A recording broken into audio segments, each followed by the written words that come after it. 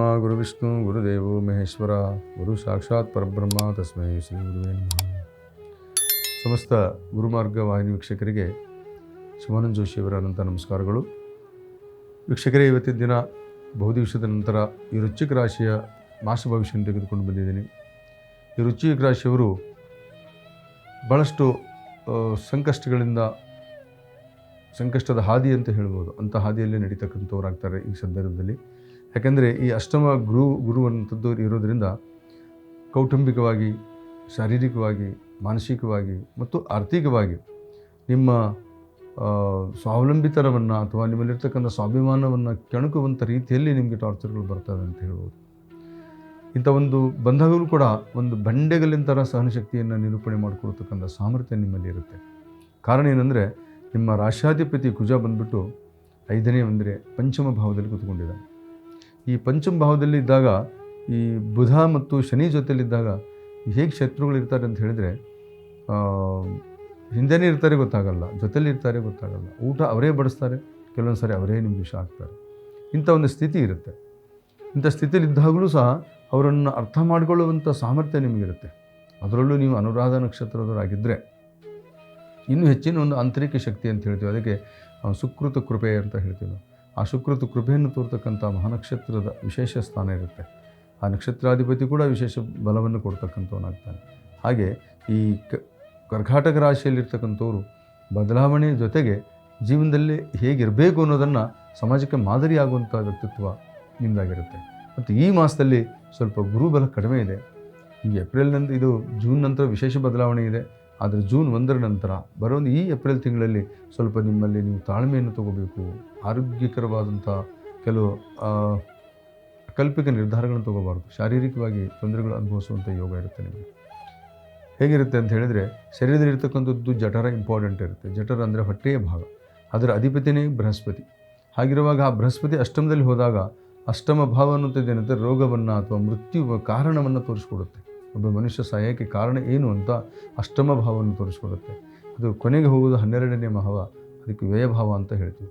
ಈ ಮೃತ್ಯುಭಾವ ಬರುವಂಥದ್ದಕ್ಕೆ ಗಂಡಾಂತರಗಳು ಅಂತ ಹೇಳ್ತೀವಿ. ಕೆಲವೊಬ್ಬರಿಗೆ ಅಲ್ಪಾಯುಷ್ಯ ಇರುತ್ತೆ, ಕೆಲವೊಬ್ಬರಿಗೆ ಪೂರ್ಣಾಯು ಅಂತಂದಿರುತ್ತೆ. ಪೂರ್ಣಾಯು ಹೇಗೆ ಬರುತ್ತೆ ಅಂತ 64 ಅಂಶಗಳಲ್ಲಿರ್ತಕ್ಕಂಥ ಆ ಒಂದು ಭಾವ, ಆ ಭಾವಾಧಿಪತಿಯೇ ಕುಜ. ಮತ್ತು ಆ ಕುಜಕ್ಕೆ ವೃಶ್ಚಿಕ ರಾಶಿ, ಅದಕ್ಕೆ ರಂಧ್ರ ಅಂತ ಹೇಳ್ತೀವಿ. ಹೀಗಿರುವಾಗ ಜೀವನದಲ್ಲಿ ನಾವು ಇಲ್ಲಿವರೆಗೂ ಸಹಜವಾಗಿ ಬಂದಿರ್ತೀವಿ. ನಾವು ತಾಯಿ ಜೊತೆ ಜೀವನ ಮಾಡ್ತೀವಿ, ತಮ್ಮ ಅಣ್ಣ ತಮ್ಮ ಸಂಬಂಧಿಕರು, ಹೆಂಡತಿ ಎಲ್ಲರ ಜೊತೆ ಜೀವನ ಮಾಡ್ತೀವಿ. 8ನೇ ಮನೆ ಬಂದಾಗಲೇ ಜೀವನದಲ್ಲಿ ಬೇಸತ್ತು ಹೋಗ್ತಾ ಇರ್ತೀವಿ. ನಮ್ಮ ಭವಿಷ್ಯದ ಒಂದು ಘಟ್ಟ ಇದು. ಈ ಘಟ್ಟ ಆದ ನಂತರ ದೈವದ ಮಾರ್ಗಕ್ಕೆ ಹೋಗ್ತೀವಿ ಅಂತ ಹೇಳ್ತೀವಿ. 12 ಮನೆಗಳು ಸುಮ್ಮನೆ ಕೊಟ್ಟಿಲ್ಲ, ಇದಕ್ಕೊಂದು ಆಧ್ಯಾತ್ಮಿಕ ಸಿದ್ಧಾಂತಗಳಿದೆ. ಹಾಗೆ ಈ ವೃಶ್ಚಿಕ ರಾಶಿಯಲ್ಲಿ ಹುಟ್ಟಿದಂಥವರು ಇಲ್ಲಿಗೆ ಬಂದಾಗಲೇ ಅವರಿಗೆ ಒಂದು ಜ್ಞಾನೋದಯವನ್ನು ಆಗುತ್ತೆ ಅಂತ ಹೇಳ್ತೀವಿ. ಜ್ಞಾನೋದಯ ಅನ್ನುವಂಥದ್ದು ಮೊದಲಿಂದ ಹುಟ್ಟಿದಾಗ ಬಂದುಬಿಡುತ್ತೆ 8ನೇ ರಾಶಿಯವರಿಗೆ. ತಮ್ಮಲ್ಲಿ ಏನು ಮಾಡಬೇಕು, ಯಾವುದನ್ನು ತ್ಯಾಗ ಮಾಡಬೇಕು, ಯಾವುದು ಬಿಡಬೇಕು ಅನ್ನೋದು ತಿಳ್ಕೊಳ್ಳುವಂಥ ಶಕ್ತಿ ಈ ವೃಶ್ಚಿಕ ರಾಶಿಯವರಿಗೆ ಇರುತ್ತೆ. ಆದರೆ ಯಾವುದೋ ಒಂದು ವಿಷಯದಲ್ಲಿ ಇವರು ತಗಲು ಹಾಕ್ಕೊಂಡ್ಬಿಟ್ರು ಅಂತ ಹೇಳಿದರೆ ಬೇಗ ಹೊರಗೆ ಬರೋದು ಕಷ್ಟ. ಯಾಕೆಂದರೆ ರಂಧ್ರ, ಇದು ರಂಧ್ರ ಭಾವ ಅಂತ ಹೇಳ್ತೀವಿ. ಇದಕ್ಕೆ ರಂಧ್ರ ಭಾವದಲ್ಲಿ ಹೋಗಿಬಿಟ್ರು ಅಂತ ಹೇಳಿದರೆ ಅಲ್ಲಿ ವಾಪಸ್ ಬರೋದು ಭಾಳ ಕಷ್ಟ. ಎಲ್ಲರನ್ನೂ ಇರೋದು ಹಾಕ್ಕೊಳ್ಳುವಂಥದ್ದು. ಮತ್ತು ಒಳ್ಳೆಯ ಮಾತುಗಾರರು, ಚತುರರು, ಸಮಾಜದ ಜ್ಞಾನವುಳ್ಳವರು, ಸಾಮಾಜಿಕ ಪರಿಜ್ಞಾನವುಳ್ಳವರು, ಆಧ್ಯಾತ್ಮಿಕ ಸಿದ್ಧಾಂತವುಳ್ಳವರು, ಇಷ್ಟೆಲ್ಲ ಆಗಿದ್ದರೂ ಸಹ ಇದು ಜಲತತ್ವದ ರಾಶಿ, ಇದು ಅರ್ಧ ಜಲ ಅಂತ ಹೇಳ್ತೀವಿ, ಪೂರ್ಣ ಜಲದ ರಾಶಿ ಅಲ್ಲ.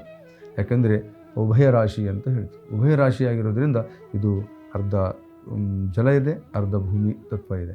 ಹೀಗಿರತಕ್ಕಂಥ ಈ ರಾಶಿಯಲ್ಲಿ ಇರತಕ್ಕಂಥ ಈ ವೃಶ್ಚಿಕ ಅನ್ನತಕ್ಕಂಥದ್ದು ಅದರ ಅಧಿಪತಿ, ಆ ವೃಶ್ಚಿಕಕ್ಕೆ ಅಧಿಪತಿಯಾಗಿರ್ತಕ್ಕಂಥವ್ರು ಯಾರು? ವೃಶ್ಚಿಕ, ಮಕರ ಅಂತ ಹೇಳ್ತಾರೆ. ಮಕರ ಅಂತಕ್ಕಂಥದ್ದಕ್ಕೆ ಇದಕ್ಕೆ ಮೊಸಳೆ ಅಂತ ಕೂಡ ಹೇಳ್ತೀವಿ. ಈ ರಾಶಿ ಉಭಯಚರ ರಾಶಿ ಅಂತ ಹೇಳ್ತೀವಿ. ಇಂಥ ಒಂದು ರಾಶಿಯಲ್ಲಿ ಹುಟ್ಟಿದಂಥವರು ಎಲ್ಲವನ್ನೂ ಅರ್ಥಕೊಂಡಾಗಿರ್ತಾರೆ. ಬದುಕಿನಲ್ಲಿ ಹೇಗೆ ನಡಿಬೇಕು ಅಂತಕ್ಕಂಥದ್ದು ಅರ್ಥಕೊಂಡಾಗಿರ್ತಾರೆ. ಆದರೆ ಹೆಚ್ಚಿನ ಒತ್ತಡಕ್ಕೊಳಗಾಗ್ತಕ್ಕಂಥ ರಾಶಿ ಈ ಮಾಸದಲ್ಲಿ ವಿಶೇಷವಾಗಿದೆ. ಹಾಗಾಗಿ ತಾವು ಈ ರಾಶಿಯವರು ಶುಕ್ರನು ತಮಗೆ 19 ತಾರೀಕಿಗೆ ಋಷಭಕ್ಕೆ ಬರುವವರೆಗೂ ಸ್ವಲ್ಪ ಶಾಂತವಾಗಿರಿ ಅನ್ನೋದಂಥ ಕಾರಣ ಏನು ಅಂತ ಹೇಳಿದರೆ, ಹೆಂಡತಿ ಅಥವಾ ಹೆಂಡ ಈ ಎರಡೂ ನಿಮ್ಮ ಜೀವನದಲ್ಲಿ ಶತ್ರುಗಳಾಗಬಹುದು. ಈ ಒಂದು ಕಾಲಕ್ಕೆ ಹೆಂಡವನ್ನು ಕುಡಿದು ನಿಮ್ಮ ಸಂಸಾರನ ಹಾಳು ಮಾಡ್ಕೋಬೋದು, ಅಥವಾ ಹೆಂಡತಿಯನ್ನು ಬಿಟ್ಟು ಹೆಂಡದ ಕಡೆ ಹೋಗಿಬಿಡ್ಬೋದು. ಈ ಎರಡರಲ್ಲಿ ಯಾವುದಾದ್ರೂ ಒಂದು ಆಗ್ಬೋದು. ಇಂಥ ಒಂದು ಕ್ರಿಯೆಗೊಳಗಾಗದಂಥ ರೀತಿಯಲ್ಲಿ ನೋಡ್ಕೊಳ್ಳಿ. ಆದಷ್ಟು ನೀವು ಶುಕ್ರ 19ಕ್ಕೆ ಪರಿವರ್ತನೆ ಆಗ್ತಾನೆ ಋಷಭ ರಾಶಿಗೆ. ಆ ಋಷಭ ರಾಶಿ ಸಮಸಪ್ತಮಿಗೆ ಯೋಗಕ್ಕೆ ಬರೋವರೆಗೂ ಸ್ವಲ್ಪ ಕಾಯ್ಕೊಳ್ಳಿ. ಮುಂದಿನ ಭವಿಷ್ಯ ತುಂಬ ಚೆನ್ನಾಗಿರುತ್ತೆ. ಆದರೆ ಪಂಚಮ ಭಾವದಲ್ಲಿ ಕುಜ ಇರೋದ್ರಿಂದ ಈ ಕುಜ ಪುತ್ರನಿಂದ ಉತ್ತಮವಾದಂಥ ಬಲಗಳನ್ನು ಕೊಡ್ತಾನೆ. ನಿಮ್ಮ ಪುತ್ರ ನಿಮ್ಮ ಜೀವನದಲ್ಲಿ ಒಂದು ವಿಶೇಷ ಬದಲಾವಣೆ ಅಂತ ಕೊಡ್ತಾನೆ. ಅವನ ಏಳಿಗೆ ನಿಮ್ಮ ಜೀವನದಲ್ಲಿ ಒಂದು ಸಂತೋಷ. ನೀವು ಏನಾದರೂ ಆಗಿರಲಿ, ಎಲ್ಲ ನಾವು ಹೇಗಾಗಿದ್ರೂ ಪರವಾಗಿಲ್ಲ, ಮಗನಿಂದ ಒಳ್ಳೇದಾಗುತ್ತಲ್ಲಪ್ಪ, ಮಗ ಚೆನ್ನಾಗಾಗ್ತಾನಲ್ಲ, ಅವನು ಒಳ್ಳೆಯದಾಗ್ತಾನಲ್ಲ, ಈ ಒಂದು ಆಶಾಭಾವನೆ ನಿಮ್ಮಲ್ಲಿ ಇರೋದರಿಂದ ಅವನು ಕೂಡ ನಿಮಗೆ ತಕ್ಕ ಹಾಗೆ ನಡ್ಕೊಳ್ಳುವಂಥ ವ್ಯಕ್ತಿತ್ವ ಆಗಿರೋದ್ರಿಂದ ಈ ರಾಶಿಯವರಿಗೆ ವಿಶೇಷವಾದಂಥ ಬಲವನ್ನು ಕೊಡ್ತಾ ಹೋಗ್ತಾನೆ. ಮತ್ತು ಪುತ್ರನಿಂದ ಏನು ಆಕಾಂಕ್ಷೆಗಳನ್ನು ನೀವು ಇಟ್ಕೊಂಡಿದ್ದೀರಿ, ಆಕಾಂಕ್ಷೆಗೆ ಒಂದು ಸ್ಫೂರ್ತಿ ಅಂತಕ್ಕಂಥದ್ದು ಸಿಗುತ್ತೆ. ಆದರೆ ಈ ಕುಜ ಮುಂದಿನ ತಿಂಗಳು ಪರಿವರ್ತನೆ ಆಗ್ತಕ್ಕಂಥವನಾಗ್ತಾನೆ. ಆಗಿರೋದ್ರಿಂದ ಸ್ವಲ್ಪ ಕುಜ ಪರಿವರ್ತನೆ ಆಗೋವರೆಗೂ ಸ್ವಲ್ಪ ತಾಳ್ಮೆಯಿಂದ ಇರಿ. ಯಾಕಂದರೆ ಶನಿ ಜೊತೆಲಿ ಇರೋದ್ರಿಂದ ಆ ಕುಜ ಸ್ವಲ್ಪ ಎಲ್ಲೋ ಒಂದು ಕಡೆ ಎಡವಟ್ಟು ಮಾಡ್ತಾನೆ, ಕಲಹ ಆಗುತ್ತೆ. ಅದು ಆಗದೇ ಇರೋ ನೋಡ್ಕೊಳ್ಳಿ. ಮಗ ಬುದ್ಧಿವಂತನಾಗಿದ್ದರೂ ಕೂಡ ಅವನು ದಡ್ಡ ಮಾಡೋದೇ ಅಪ್ಪ ಆಗಿಬಿಡ್ತಾನೆ. ಯಾಕೆಂದರೆ ಅವನ ಮೇಲೆ ಹೆಚ್ಚಿನ ರೀತಿಯ ತೊಂದರೆಗಳನ್ನು ಕೊಡೋದಾಗಲಿ ಅಥವಾ ಅವನ ಮೇಲೆ ಅತಿಯಾದ ನಂಬಿಕೆ ಇಡೋದಾಗಲಿ ಬಹಳ ಇಟ್ಕೋಬಾರ್ದು. ಯಾಕಂದರೆ ಎಲ್ಲದಕ್ಕೂ ಕೂಡ ಒಬ್ಬ ಯೋಗ್ಯನಾದಂಥ ಪುತ್ರ ನಿಮಗೆ ಸಮಕಾಲೀನವಾಗಿ ನಿಮ್ಮ ಭುಜಕ್ಕೆ ಭುಜ ಕೊಟ್ಟು ನಡೆಯುವಂಥ ಪುತ್ರನಿಗೆ ನೀವು ಸ್ನೇಹಿತನಂತ ನೋಡ್ಕೊಳ್ಳುವಾಗ ಏನಾಗುತ್ತೆ, ಪುತ್ರನೂ ಸಹ ನಿಮ್ಮನ್ನು ಉತ್ತಮ ರೀತಿಯಲ್ಲಿ ಪ್ರೀತಿಸ್ತಾನೆ ಅಂತ ಹೇಳ್ತಾ ಈ ವೃಶ್ಚಿಕ ರಾಶಿ ಭವಿಷ್ಯವನ್ನು ಇಲ್ಲಿ ಮುಗಿಸ್ತೀನಿ. ಆದಷ್ಟು ನೀವು ಸುಬ್ರಹ್ಮಣ್ಯ ದೇವರ ದರ್ಶನವನ್ನು ನೀವು ಮಾಡೋದ್ರಿಂದ ನಿಮ್ಮ ಸಂಕಟಗಳಿಗೆ ಬಹಳಷ್ಟು ಕಡಿಮೆ ಮಾಡ್ತೀರಾ ಅಂತ ಹೇಳ್ಬೋದು.